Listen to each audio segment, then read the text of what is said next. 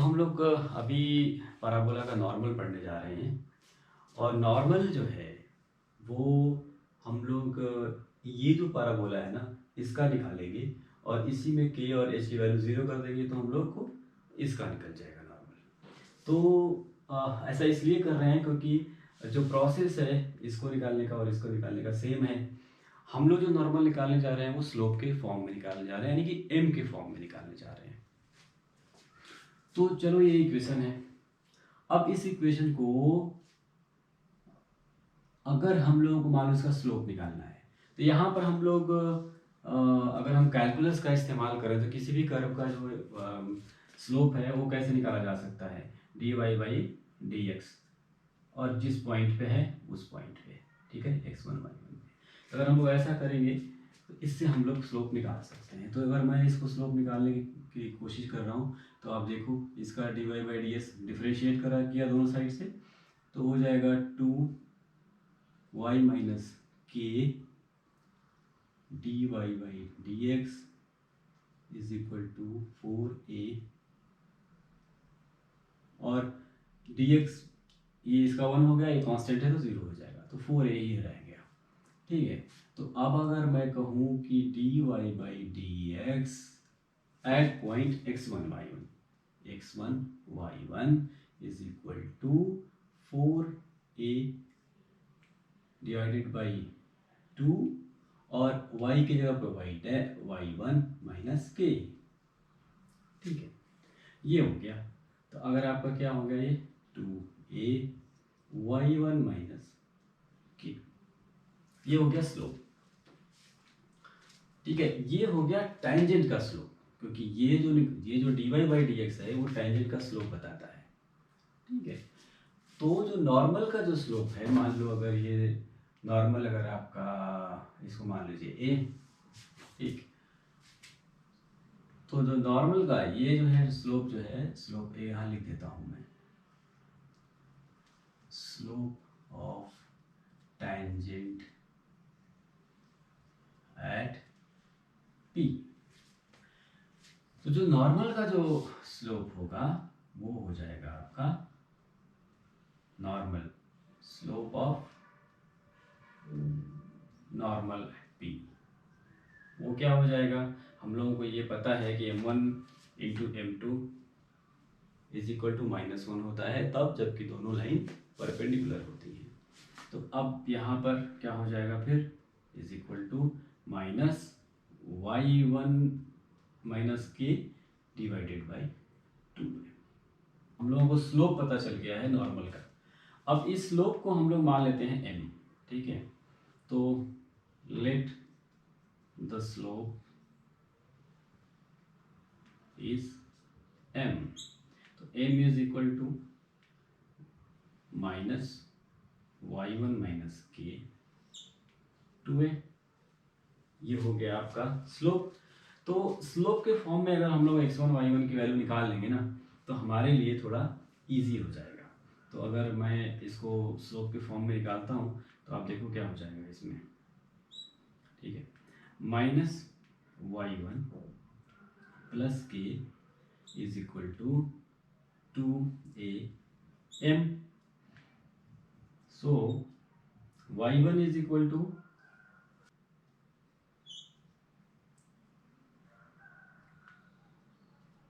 k minus 2am।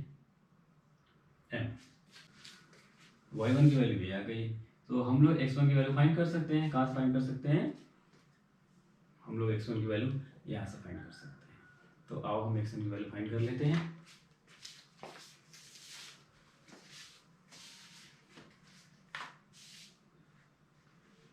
तो x1 की value जो है इसमें रख देंगे तो काम हो जाएगा, क्योंकि x1 y1 जो है वो किस ये पैराबोला पे है। तो ये आपका हो जाएगा y1 माइनस के का square is equal to 4a x1 minus h। हमारे पास y1 की वैल्यू आ गई है, तो k minus 2am minus k का square is equal to 4a x1 minus h। ये हो जाएगा आपका k कट गया, ये हो गया 4a² m² is equal to 4ax1 minus h। तो एक यहाँ से कट गया, 4 कट गया, तो ये बन गया आपका x1 is equal to h plus a m²। ठीक है, तो अब हम लोगों को यहाँ से हो गया x1 is equal to h plus a m², यहाँ से हो गया y1 is equal to k minus 2am। तो हम लोग इक्वेशन ऑफ नॉर्मल लिखते हैं अब। ठीक है, ऐड कहाँ पर, x1 y1 पे, x1 y1 पे लिखते हैं। क्या हो गया, y is equal to mx plus c, क्योंकि हमने m माना हुआ है, c की वैल्यू फाइंड ऐसे कर सकते हैं क्योंकि ये x1 y1 से पास करता है। तो y1 की वैल्यू जो हो जाएगी वो k minus 2am is equal to m into x की वैल्यू हो गई आपकी h plus am² plus c। अब c की वैल्यू यहाँ से मिल जाएगी आपको, c इज इक्वल टू क्या हो गया, देखो k minus 2am minus mh minus am³। ठीक है, अब c की वैल्यू यहाँ पर रख दीजिए, बस इक्वेशन निकल गया। तो हो गया हमारा equation y is equal to mx plus k minus 2am minus mh minus am³। k इधर ले आओ आप, y माइनस k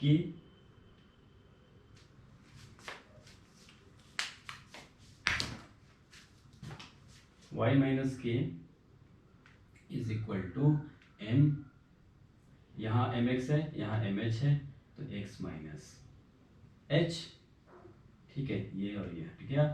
अब क्या बचा, ये यहाँ आ गया इस साइड में, ये बच गया माइनस 2am माइनस am³। तो ये हमारा नॉर्मल का इक्वेशन, ये हमारा नॉर्मल का इक्वेशन है इन टर्म्स ऑफ स्लोप। और ये कौन सा इक्वेशन है, किसके लिए है, ये उस पे है y माइनस k का square is equal to 4ax minus h। यहाँ पर k और h क्या है, हमारा वर्टेक्स है पैराबोला का। तो अगर मैं इसमें मान लो जो वर्टेक्स को अगर मैं ओरिजिन कर दूं, तो vertex v is equal to अगर 0 0 कर दूं, तो h और k की वैल्यू 0 0 हो जाएगी। तो उस समय हो जाएगा y is equal to mx minus 2am minus am³। तो ये हमारा जो है उस नॉर्मल का इक्वेशन है पैराबोला पर, जो कि y square is equal to 4ax पे है। बताने का आपके पर्पस ये है मेरा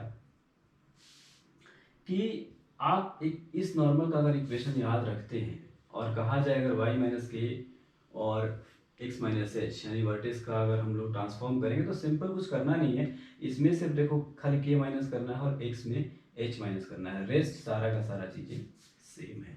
ये चीज़ हमको याद, तो अगर ये भी याद रहे ना, केवल सिर्फ अगर ये याद रहे, नॉर्मली क्या होता है कि हम यही पढ़ते हैं, तो अगर ये याद रहे तो इसका लिखना आसान है, x के x माइनस एच, y का y माइनस के लिख दो और नॉर्मल का इक्वेशन सेम रहेगा। तो ये है हमारा पैराबोला का नॉर्मल। आपको अगर यहाँ इसमें अगर कहीं भी समझ में नहीं आया हो और इसके डेरिवेशन में, तो आप हमें कमेंट करके बताएं और हम आपको एक्सप्लेन करेंगे।